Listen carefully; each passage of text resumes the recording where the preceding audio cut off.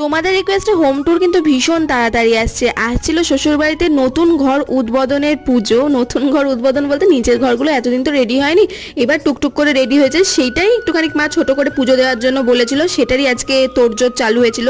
সকাল সকাল সবাই কাজ কমপ্লিট করে ফেলেছিল, আমি নিচেই ছিলাম, বেসিক্যালি রান্নাবান্নার কাজে আমি আজকে ছিলাম না। আলাদা করে প্রসাদ বলতে এই প্যাকেটগুলোই করা হয়েছিল, যেটা আমাদের চেনা জানা মানুষদেরকে দেওয়া হবে, খুব হাতে গোনা মানুষকেই বলা হয়েছিল।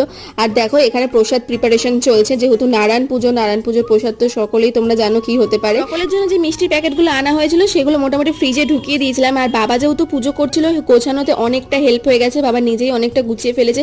আর ঝটপট করে অঞ্জলি দেওয়ার আগে আমি চলে আসি রেডি হতে। আর এই আলপনাটা দিতে গিয়ে বাপরে বাপ, আমরা যে সকলে মিলে ভাগা করে আলপনা দিয়েছি, সকলে মিলে করতে গিয়ে আলপনা যা হয়েছে, যাই হোক সেসব কথা থাক। এইখানে প্রসাদ বিতরণের জন্য করছিলাম। আর আমাদের তো সবসময় একটা না একটা কথা নিয়ে গসিপ রয়েইছে। ব্যাস ভিডিওটা এখানে শেষ করছি, দেখা হচ্ছে অন্য ভিডিওতে।